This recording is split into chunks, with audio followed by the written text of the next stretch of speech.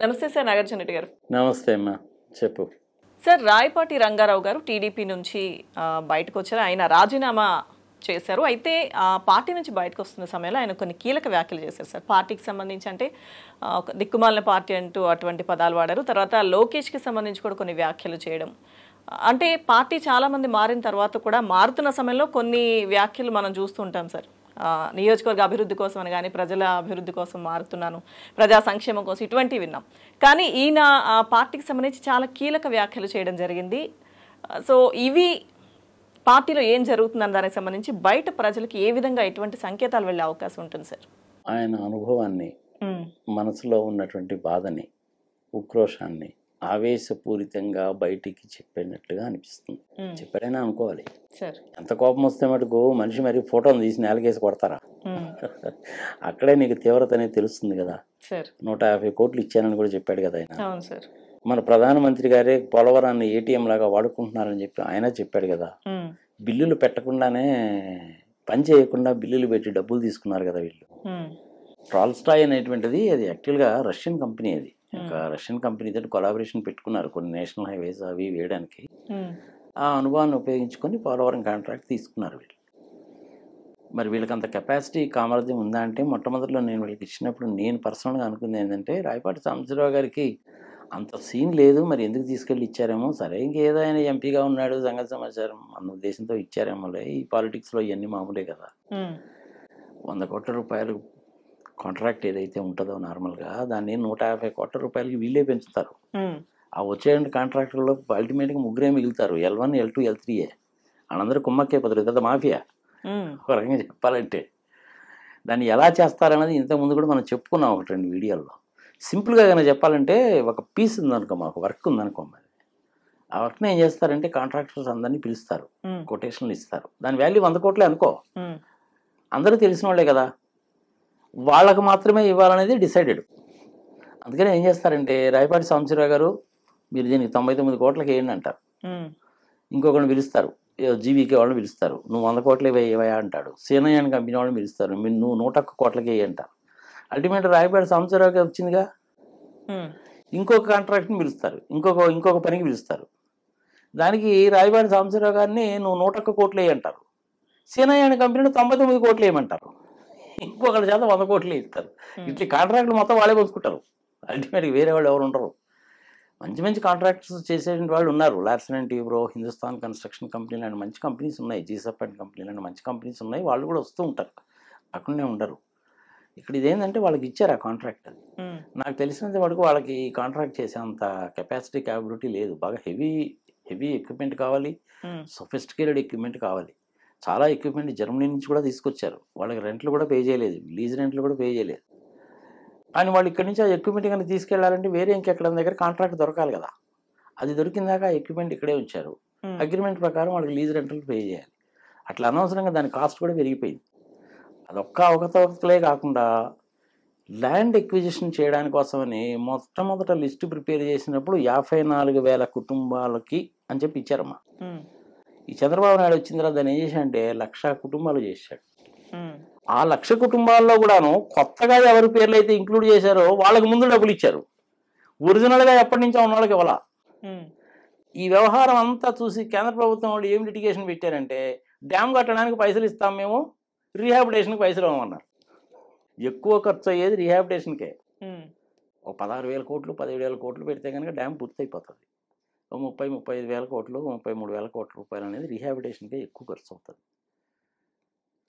So అది దాని వ్యవహారం. చివరికి అల్టిమేట్గా పార్లమెంట్లో 1-2 సార్లు డిస్కషన్ జరిగిన తర్వాత 57,000 కోట్ల రూపాయలు రీహాబిటేషన్కి, డ్యామ్ కట్టడానికి, పవర్ ప్రాజెక్ట్స్కి అన్నిటికీ కలిపి 57,000 కోట్ల రూపాయలు కేంద్ర ప్రభుత్వం ఒప్పుకుంది. అది యాక్చువల్గా చక్కగా చేయాల్సిన విధంగా కనుక చేస్తున్నట్లయితే 2019కి 2020కి అయిపోయేదమ్మా డ్యామ్. అది let me tell you very frankly, Undavalli Arun Kumar గారికి ఈ విషయం మీద తెలిసినంతగా నాకు తెలిసి ప్రపంచంలో ఎవరికి తెలియదు. I'm nothing. బట్ ఈవెన్ దాన్ని నేను కూడా వెళ్ళాను, చూశాను, సంగతి సమాచారం. అక్కడ ఉండే ఇంజనీర్స్తో కొంతమందితో మాట్లాడాను. 2013వ సంవత్సరంలో ఎల్కే అద్వానీ గారిని కలిసి నేను ఆంధ్రప్రదేశ్ విభజన మీద రిప్రజెంటేషన్ ఇచ్చినప్పుడు ఆ పాయింట్ నేనే పెట్టాను, declare Polavaram as national project అని. అది కూడా ఎందుకు పెట్టానంటే, నేను మెడ్రాస్ ప్రావియన్సీ నుంచి ఆంధ్రప్రదేశ్ విడిపోయినప్పుడు నాగార్జున సాగర్ ఇచ్చారు. నాగార్జున సాగర్ కూడా నెహ్రూ గారు అంత తొందరగా ఒప్పుకోలేదమ్మా ఆ రోజుల్లో. మా బాబాయిలు మా మామయ్యలందరూ అప్పుడు ఎమ్మెల్యేలుగా ఎంపీలుగా ఉన్నప్పుడు ఢిల్లీలో ఆయన ఇంటి ముందు 3 రోజులు చలికాలంలో కమ్మలు కప్పుకొని 3 రోజులు పండుకున్నారంట ఫుట్పాత్ మీద. 4వ రోజు బయటకు వచ్చి నేను ఇస్తున్నా అన్నాయంట ఆయన. అట్లా నాగార్జున సాగర్ వచ్చింది. నీలం సంజీవ్ రెడ్డి గారు, దాని బ్రహ్మానంద రెడ్డి వీళ్ళందరూ కొట్లాడి ఇండస్ట్రీస్ అన్నీ తీసుకొచ్చారు. బిహెచ్ఏల్, హెచ్ఎంటీ, హెచ్ఏఎల్ లాంటిది ఇండస్ట్రీస్ లేవు కదమ్మా అప్పుడు ఆంధ్రప్రదేశ్. తమిళనాడు వాళ్ళు ఏమో చదువుకున్న వాళ్ళు ఉద్యోగాలు వాళ్ళకి వచ్చాయి. సెక్రటరీస్ అందరూ ఢిల్లీలో ఉండేవాళ్ళు, ఇండస్ట్రీస్ అన్నీ అక్కడికి తీసుకుపోయారు. ఇంటిగ్రల్ కోచ్ ఫ్యాక్టరీ లాంటివన్నీ ఇండస్ట్రీస్ అన్నీ చేసుకుపోయారు. సేలం స్టీల్ ప్లాంట్ పెట్టించుకున్నారు, ఆయన ఉంది. సో చదువు వాళ్ళకి వచ్చింది, ఉద్యోగాలు వాళ్ళకి వచ్చాయి, ఇండస్ట్రీలు వాళ్ళకి వచ్చాయి. వాళ్ళకి అగ్రికల్చర్ లేదు.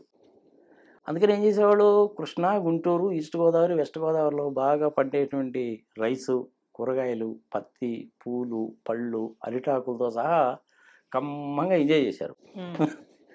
ఎప్పుడైతే రాష్ట్రం విడిపోయిందో మొత్తం కట్ అయిపోయింది. దాంతో ఏంటంటే అల్లాడిపోయారనమాట వాళ్ళు. ఆ కడుపు మంట అనేటువంటిది చిదంబరంకి చాలా రోజుల నుంచి ఉంది. చిదంబరంకి అప్పుడు ఎంత వయసు, 16-17 ఏళ్ళు ఉంటాయి. ప్రజలకు తెలియాలి కాబట్టి చెప్తున్నాను. 50 ఏళ్ల తర్వాత రాష్ట్రాన్ని విభజించి ఆ కడుపు మంట తీర్చుకున్నాడమ్మ చిదంబరం. అంటే కక్ష అంటే ఎలా ఉంటుందో ఒక్కసారి ప్రజలకు కూడా తెలియాలి కాబట్టి చెప్తున్నాను అన్నమాట. అంత చేటు నువ్వు చేసి చివరికి ఏం చేశాడు చిదంబరం? జైలుకు పోయాడా లేదా? చంద్రబాబు నాయుడు గారి వ్యవహారం కూడా అదే జరిగింది. అవినీతి అనేటువంటిది ప్రతి రాజకీయ నాయకుడు కూడాను 5 రూపాయలు 10 రూపాయలు తింటారమ్మా. తినకుండా వాళ్ళు ఉండలేరు. ఓటుకి 4,000 ఇచ్చి వాడికి ఒక క్వార్టర్ బాటిల్ మందు ఇచ్చి వాడు ఎలక్షన్లో 50 కోట్లు ఖర్చు పెట్టి వాడు సంపాదించుకోడా? తప్పు కదా అది. అందుకనే నేను చెప్తాను, ఓటు వేయడం అనేటువంటిది రాజ్యాంగం మీకు ఇచ్చినటువంటి హక్కు. దాన్ని బాధ్యతగా స్వీకరించి మీరు ఓటు వేయాలి. కానీ డబ్బులు తీసుకోవడం ఏంది? నువ్వు డబ్బులు తీసుకొని ఓటు వేసావంటే నువ్వు ఎన్నిక కాబట్టి అడిగే అధికారం లేదు నీకు. వాడు ఏమని చెప్తాడు? నువ్వెవరు అడగడానికి? ఎనిగా టాపిక్ డైవర్ట్ అయిపోతుంది మనకి. సో ఆ సందర్భంలో ఈయనకి ఏంటంటే కడుపు మండిపోయి చేసిన ఆర్గ్యుమెంట్. ఇక్కడ ప్రజలకు కూడా ఇంకొక విషయం తెలియాలమ్మా. రాయపాటి సాంబశివరావు గారిని పాలిటిక్స్లోకి తీసుకొచ్చినటువంటి వ్యక్తి మా మామయ్య. ఏంటి సార్ ఆయన పేరు గణప రామస్వామి రెడ్డి అని. ఆయన తీసుకొచ్చారు. లేరనుకో, ఇప్పుడు ఆయన చనిపోయారు. ఆయన 4-5 సార్లు ఆయన ఎమ్మెల్యేగా ఎన్నికయ్యారు. ఆయన తీసుకొచ్చారు. ఈవెన్ మన ఇప్పుడు వైసీపీలో ఉండి ఇప్పుడు మళ్ళీ తెలుగుదేశంలోకి వెళ్ళాడుగా ఉండే సత్తెనపల్లి సీటు కన్ఫర్మ్ చేశారు. ఆయన పేరు కూడా ఏమైనా మర్చిపోయాను. ఇంకా కన్నా లక్ష్మీనారాయణ. వీళ్ళిద్దరిని కూడాను మా మామయ్య పాలిటిక్స్లో తీసుకొచ్చాడు. అట్లా రాయపాటి సాంబశివరావు గారికి పొలిటికల్ ఎంట్రీ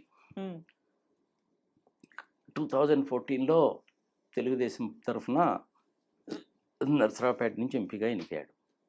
2019లో పోటీ చేశారు, ఓడిపోయారు. ఆయన ఆరోగ్యం బాగుండలేదు. ఇప్పుడు నాకు కూడా మంచి మిత్రుడు ఆయన, మంచి గౌరవము, సంఘ సమాచారం ఉంటాయి. అలా ఫ్యామిలీ మ్యారేజెస్కి మేము వెళ్తుంటాం, మా ఫ్యామిలీ మ్యారేజెస్ కూడా ఆయన వస్తూ ఉంటాడు. ఎవ్రీథింగ్ అది ఇప్పటి నుంచి సంబంధం కాదు కదమ్మా, 35 ఏళ్ళ నుంచి సంబంధం కాదు. సరే పార్టీలు అంటే మారుతూ ఉంటారు, దట్ ఈజ్ డిఫరెంట్ థింగ్ అనుకోవాలి. ఆయన కాంగ్రెస్ తరఫున ఎంపీగా కూడా ఉన్నాడుగా. సరే ఇంకా ఆయన తమ్ముడు డాక్టర్ శ్రీనివాసరావు గారు, ఆయన కూడా మంచి ఫ్రెండే మాకు. బట్ నాకు పెద్దగా ఆయనతోటి అనుబంధాలంటూ లేవు. ఓకే, బట్ మరి ఆయనకి అంత కోపం రావడానికి కారణం ఏంటి? ఆయన ఏదో సీట్ అడుగుంటారు, ఏదో రాయపేట నర్సరావుపేట నాకు ఎంపీ సీట్ కావాలనో లేకపోతే నేను గుంటూరు నుంచి కావాలని అడుగుంటారు. వీళ్ళేమో లేదా అది బీసీలకు రిజర్వ్డ్, ఎస్టీలకు రిజర్వ్డ్, వేరే వాళ్ళకి ఇద్దాం అనుకుంటున్నాం, పోయినసారి నువ్వు ఓడిపోయావు కదా, నీ ఆరోగ్యం బాగాలేదంటున్నావు కదా, అది ఇది సంఘ సంవత్సరం వీళ్ళు ఏదో చెప్పుంటారు. మా నాన్నగారికి లేకపోతే నాకే వచ్చు కదండి అని చెప్పి రాయపాటి ఆయన సన్నడి ఉంటాడు. లేదు లేదని చెప్పి వీళ్ళని ఉంటారు. దాంతో ఆయన కడుపు మండిపోయి ఉంటుంది. ఇన్నాళ్ళ నుంచి ఉంటే మీరు మాకు ఈ విధంగా చేస్తారు, ఈ విధంగా చేస్తారని మోస్ట్ ప్రాబ్లీ కాన్ఫిడెంట్ అక్కడే వచ్చుంటుంది. అందుకని ఏ విషయాలు మొత్తం బయటకు వచ్చినాయి అనమాట. సార్ అయితే లోకేష్ మీద కూడా అంటే చాలా వ్యాఖ్యలు చేశారు సార్. ఆయన చంద్రబాబు తనయుడిగా తప్ప లోకేష్ దేనికి పనికిరారు, మంగళగిరిలో ఖచ్చితంగా ఈసారి లోకేష్ని ఓడించి తీరుతా అని సవాల్ చేశారు. తప్పేముంది, ఇంకా కడుపు మంట అనేటువంటిది ఇంకా అలా పోతూ ఉంటుంది. 150 కోట్ల రూపాయలు అడిగాడు, నేను ఇచ్చాను, అది చంద్రబాబు నాయుడు గారికి ఇచ్చాను, మళ్ళీ లోకేష్ది సపరేట్ అకౌంట్, అతను ఎట్లా గెలుస్తాడో చూస్తాను, మంగళగిరిలో నేనే నిలబడి అతను ఓడిస్తాను, సంగతి సమాచారం చాలా వ్యాఖ్యలు చేశాడు కదా. కడుపు మండితే అలాగే ఉంటుందమ్మా. ఫస్ట్ టైం ఆళ్ళ రామకృష్ణారెడ్డి గారు కదా 5,200 ఓట్ల మెజారిటీతోనే ఏమో ఆయన మీద గెలిచాడు, లోకేష్ మీద. ఈసారి కూడా మళ్ళీ లోకేష్ అక్కడి నుంచే నిలబడతాడేమో మనకు తెలియదు. ఇంకా ఒకవేళ నిలబడ్డాడు అనేసి అంటే డెఫినెట్గా నేను చేసేది ఏదో నేను చేస్తాను, ఓడించి తీరతాను అంటాడు. ఓడించి తీరడం అంటే ఏముంది, లోకేష్ 5,000 ఇస్తానంటే నేను 10,000 ఇస్తానంటాడు ఆయన. అక్కడ బాగానే డబ్బులు సంపాదించుంటారు కదా, ఆ డబ్బులే ఖర్చు పెడతారు. సార్ అంటే పార్టీలో పనిచేసిన వ్యక్తులు, ఎప్పటి నుంచో ఒకే పార్టీలో ఉన్నవాళ్ళు కానీ బయటకు వచ్చే సమయంలో ఇలాంటి వ్యాఖ్యలు చేస్తే ఇందాక అడిగినట్టుగా అది ప్రజల్లోకి తప్పుడు సంకేతాలు వెళ్ళే అవకాశం ఉంటుంది కదా సార్. అంటే తప్పుడు సంకేతాలు అంటే పార్టీలో ఇలా జరుగుతుందా అన్న ఒక నెగిటివిటీ స్ప్రెడ్ అయ్యే ఛాన్సెస్ ఉండవా సార్? మరి ఆయన ఉద్దేశం అదే కదా, ఆయన అన్ని విషయాలు చెప్పాడు అనేసి అంటే వెళ్ళాలనే కదా ఆయన ఉద్దేశం. ఓడించి తీరతాను, 150 కోట్లు చంద్రబాబు నాయుడు గారు అడిగారు, అవి కాకుండా మళ్ళీ లోకేష్ కూడా అడిగేవాడు, ఎవరెవరినో మనుషులను పంపించేవాడు, ఎవరిని మేము కాదనలేదు, మేము చాలా నష్టపోయాము, మా ఆస్తులు అమ్ముకోవాల్సిన పరిస్థితి వచ్చింది చెప్పాడు కదా. అంతకుముందు సంపాదించాడు, ఇప్పుడు అమ్ముకున్నాడు, ఇప్పుడు ఇచ్చుకున్నాడు, బ్యాలెన్స్ అయిపోయింది వ్యవహారం. చివరికి మధ్యలో పోయింది ఎవరంటే ప్రజల సంఖ్యను అయిపోతారు అనమాట. ప్రజలు మటుకు ఏం తక్కువ తిన్నారా, ఓటుకి 5,000 ఇస్తున్నారుగా, 4 మనుషులు ఉన్నారు, 20,000 ఇచ్చారు, ఏసీ పెట్టుకున్నాలే. ప్రజల ఆలోచన కూడా అలాగే వచ్చింది. అందుకనే ఈసారి నేను మల్కాజిగిరి కాన్స్టిట్యున్సీ నుంచి ఇండిపెండెంట్ అభ్యర్థిగా పోటీ చేస్తే నేను రూపాయి డబ్బులు ఇవ్వను, మందు పోయించను, నా పాలసీ ఇది, నా పద్ధతి ఇది. మల్కాజీ నియోజకవర్గంలో కానీ కుకటపల్లిలో కానీ ఇంకొక దగ్గర కానీ ఈ డిఫెక్ట్స్ ఉన్నాయి కాబట్టి, ఈ అవసరాలు ఉన్నాయి కాబట్టి నేను చేస్తాను. నాకు ఎమ్మెల్యే కింద, ఎంపీ కింద నన్ను గెలిపించండి, నాకు వచ్చే జీతంలో 50% అనేటువంటిది నియోజకవర్గాలకే ఖర్చు పెడతాను. ఎంపీ ఫండ్స్ సపరేట్గా సంవత్సరానికి 3-4 కోట్లు ఉంటాయి కాబట్టి అవి మొత్తం కూడా ఖర్చు పెడతాను. విద్య మీద, వైద్యం మీద, రహదారుల మీద ఖర్చు పెడతాను. చాలా ఫ్లైఓవర్స్ రావాల్సిన అవసరం ఉంది, రైల్వే ట్రాక్ అండర్ పాస్ వేలు చేయాల్సిన అవసరం ఉంది, 24 గంటలు మంచినీటి సౌకర్యం కావాలి. ఆ మల్కాజిగిరి కాన్స్టిట్యున్సీలో కొన్ని చోట్ల రోడ్లు కూడా సరిగా లేవు. ఇట్లాంటి వాటిని గురించి పట్టించుకోవాలనేది నా ఉద్దేశం. నేను మందు పోయాను, డబ్బులు ఇచ్చి ఓట్లు మటుకు కొనేటువంటి ప్రసక్తే లేదు. నేను చేయదలుచుకుంది ఇది, ఓటు వేసి గెలిపిస్తారా మీ ఇష్టం, గెలిపించరా మీ ఇష్టం, కానీ ఓటు హక్కును మటుకు దుర్వినియోగం చేసుకోబాకండి. 80% పోలింగ్ జరగాలి.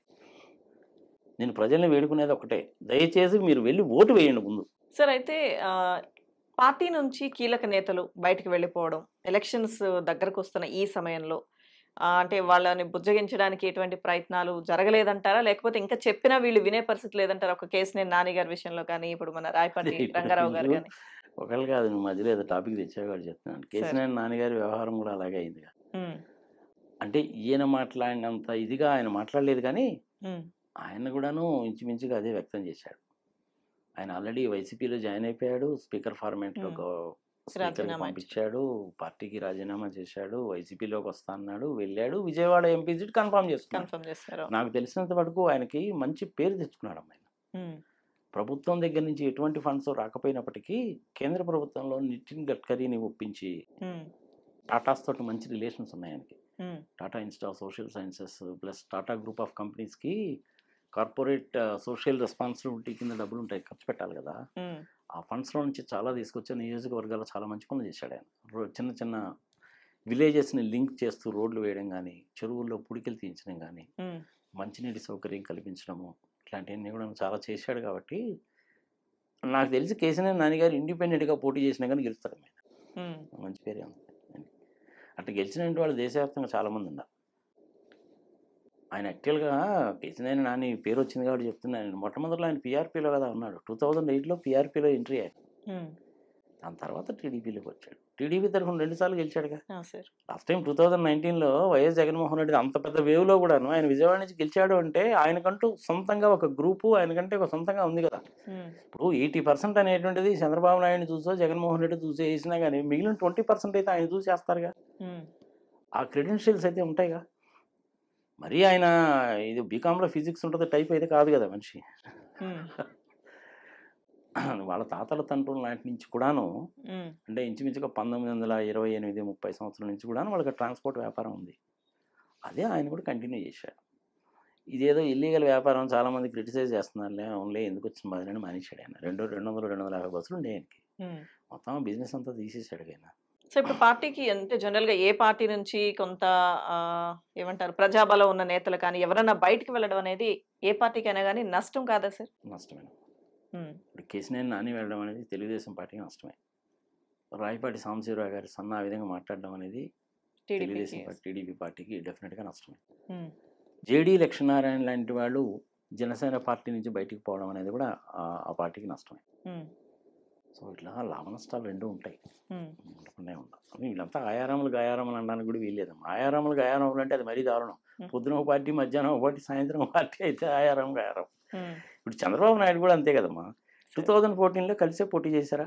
బీజేపీ మీ అందరు కలిసే పోటీ చేశారా? 4 సంవత్సరాలు కలిసి ఉన్నావా?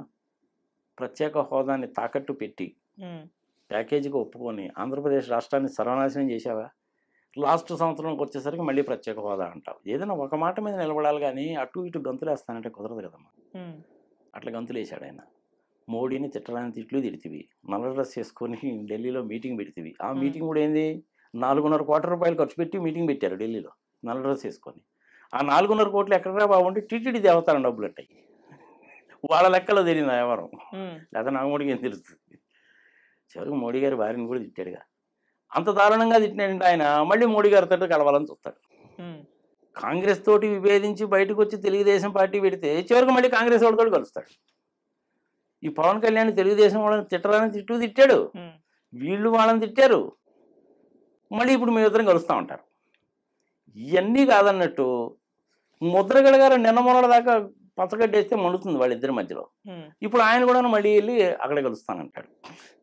ఇవన్నీ చూసిన తర్వాత వీళ్ళు ఏమనుకుంటారంటే ప్రజలు పిచ్చోళ్ళు అనుకుంటారు. మా 4,000 రూపాయలు డబ్బులు వారైతే ఓటేస్తారులే అనుకుంటారు. Don't under estimate people. Under estimate చేయకూడదు ఇప్పుడు పీపుల్. ప్రజలు చాలా తెలియగల వాళ్ళు.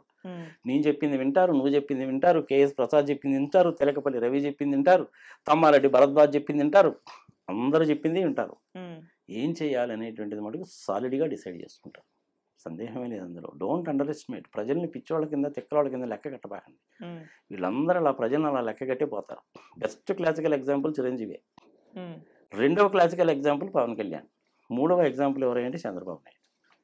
ప్రజల్ని అండర్ ఎస్టిమేట్ చేస్తే దెబ్బతింటారు. ఇటు నుంచి అటుకి మారుతుంటారు. That is a different thing. ఇవన్నీ చూసిన తర్వాత నాకు ఇండిపెండెంట్గా చేస్తే పోయేటట్టుందని అనిపిస్తుంది. కేజ్రీవాల్ లాంటి వాళ్ళు ఒక్కడిగా స్టార్ట్ చేసి సక్సెస్ అయ్యాడా లేదా? మమతా బెనర్జీ సక్సెస్ అయిందా లేదా? శరద్ పవార్ గారు కాంగ్రెస్ని విభేదించి బయటకు వచ్చి మహారాష్ట్రలో సక్సెస్ అయ్యాడా కాలేదా? అట్లా సక్సెస్ అయిన వాళ్ళు కూడా ఉన్నారుగా మరి. సో ఇట్లా కనుక ఎగ్జాంపుల్స్ కనుక చెప్పుకుంటే చాలా ఎగ్జాంపుల్స్ చెప్పచ్చు నేను, సందేహం లేదు. సో ఇవన్నీ సహజమే అంటారు?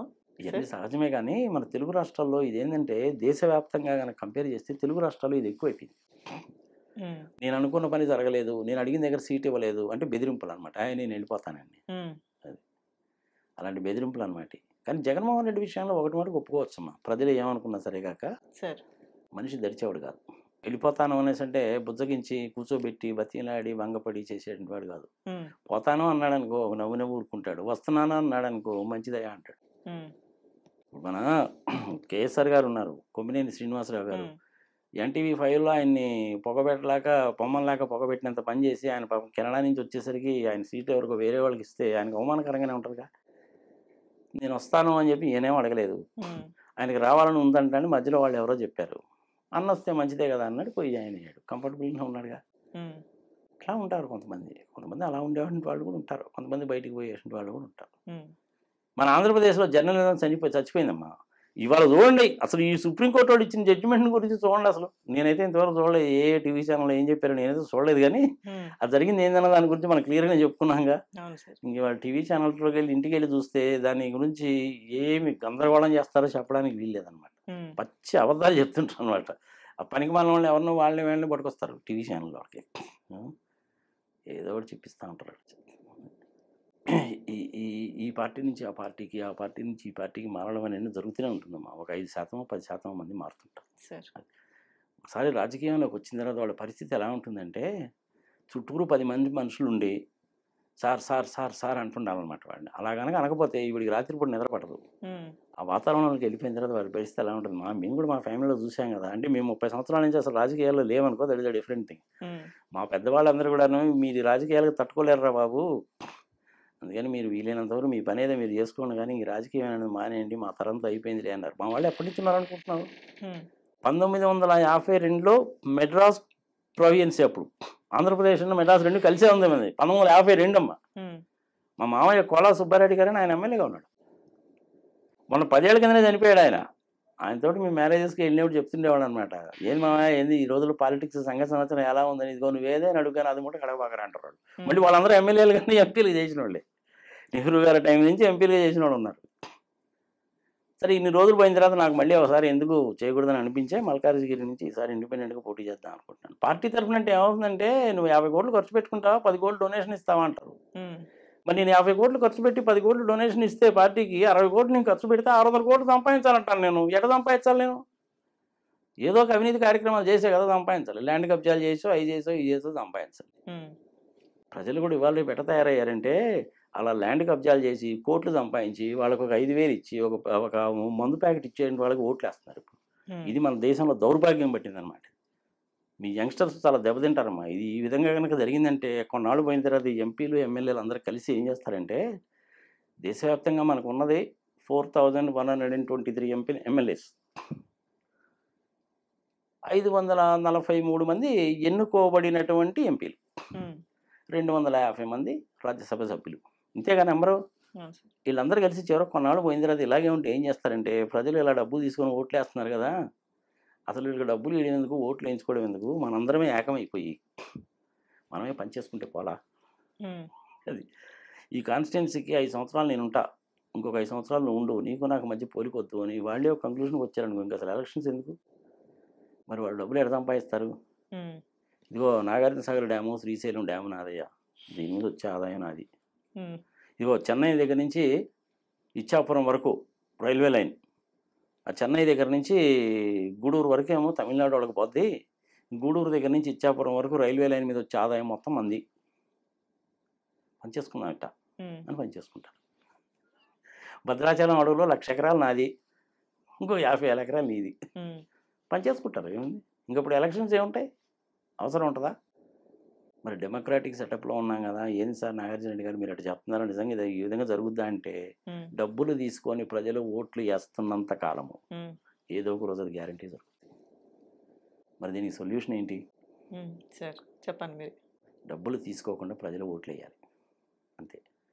మంచి వ్యక్తిని చూసుకొని వాడు ఏం చెప్తున్నారో చూసుకొని వాడు చదువు ఏంటి, సంజయ్ ఏంటి, ఫ్యామిలీ బ్యాక్గ్రౌండ్ ఏంటి, మనస్తత్వం ఏంటి, ఏం చేయదలుచుకున్నాడు, ఏమి చేస్తాడని చెప్పి ఓటేయాలి.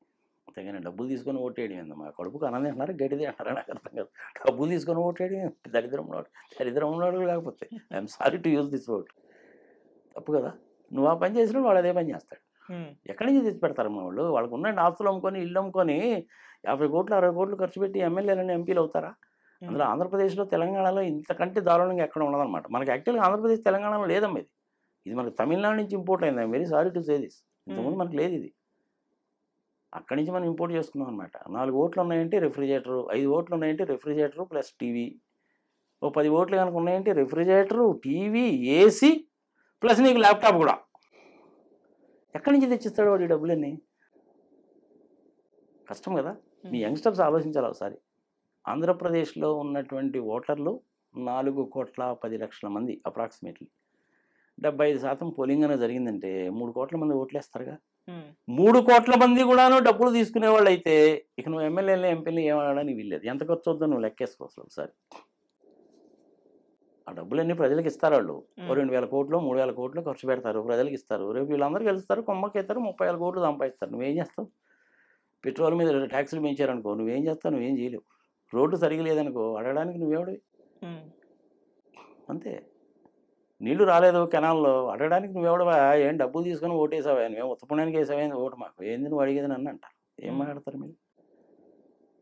అందుకని మీకు ఇచ్చినటువంటి ఓటు అనేటువంటిది రాజ్యాంగం మీకు ఇచ్చినటువంటి హక్కు. ఆ హక్కుని మీరు బాధ్యతగా స్వీకరించి ఓటు వేయండి. చూద్దాం ఏం జరుగుతుందో. ఇప్పుడు ఆయన అయితే 150 కోట్లు నా దగ్గర తీసేసుకున్నారని ఆయనే చెప్పాడు. అది కాకుండా మళ్ళీ లోకేష్ సపరేట్గా అడిగాడని కూడా చెప్పాడు. ఫ్రేమ్ తీసి కింద వేసి కొట్టాడు. రకరకాలుగా జరిగింది. నార్మల్గా అంత సీరియస్గా పోరమ్మా. మనకు తెలిసింది ఏదో 1-2 విషయాలు అయి ఉంటాయి అంతేగాని ఆయన్ని చాలా దారుణంగానే అవమానించుంటారు, అందులో సందేహం లేదు. అందులో లోకేష్ ఎలాంటి వ్యక్తి అంటే బుచ్చే చౌదరి గారు లాంటి పెద్ద మనుషులను కూడా గౌరవీయుడు, లెక్క చేయడు. బుచ్చే చౌదరి గారు ఎక్కడ, లోకేష్ బాబు ఎక్కడమ్మా? బచ్చగాడి కింద లెక్క. ఈయనకు 3 మంత్రి పదవులు ఇచ్చావు, అంత సీనియర్గా నువ్వేమో సీట్లోనేమో నీ వెనక బెంచ్లో కూర్చోబెట్టావు, ఆ అచ్చెన్నాయుడినేమో పక్కన కూర్చోబెట్టుకున్నావు. అచ్చెన్నాయుడు కంటే బుచ్చే చౌదరి గారు సీనియర్. మరి ఆయన సీట్ ఎక్కడ ఉండాలా? చంద్రబాబు నాయుడు గారు పక్కన ఉండాలి. ఆయన తీసి పక్కన పెట్టావు, మినిస్టర్ కూడా ఇవ్వలేదు. నీ కొడుకేమో 3 మినిస్టర్లు ఇస్తే ఆయనకేమో ఇవ్వకపోతే మనిషికి బాధ ఉంటుందా ఉండదా? అందులో ఆయన సీనియర్ కదమ్మా, 5వ సారో 6వ సారో ఆయన. అట్లాంటి వాళ్ళని అగౌరవ పరిస్తే వాళ్ళు పార్టీలో ఉండమంటే ఎందుకుంటారు? ఇటు కేసీఆర్ నాని వారం అంతే, రాయపాటి సంవత్సర గారి వారం అంతే. ఇప్పుడు మనకి 2 మాత్రమే బయటకు వచ్చారు, ఇంకెంతమంది వస్తారో చూడండి. Okay sir. రేపు వన్ ఫైన్ మార్నింగ్ జేసీ దివాకర్ రెడ్డి ఆయన బ్రదర్ కూడా బయటకు వచ్చినా వస్తారు చూడు. ఎందుకంటే జేసీ దివాకర్ రెడ్డి అనేటువంటి ఫ్రీ అండ్ ఫ్రాంక్గా మాట్లాడతాడు. ఎంతైనా రాయలసీమడు కదా, మనసులో ఏది దాచుకోలేడు, ఉన్నది ఉన్నాడు చెప్పేస్తాడు. మొదటి నుంచి అలవాటే. స్టేజీ మీదనే చంద్రబాబు నాయుడు చేతిలో నుంచి మైకు లాక్కొని చెప్పేసేవాడు. అట్లాంటి వాడు రేపు ఆయన రాడనే ఉంది, ఆయన కూడా వస్తాడు. చూద్దాం సార్ అయితే ఏం జరగబోతుందో చూద్దాం. Thank you sir. నమస్తే.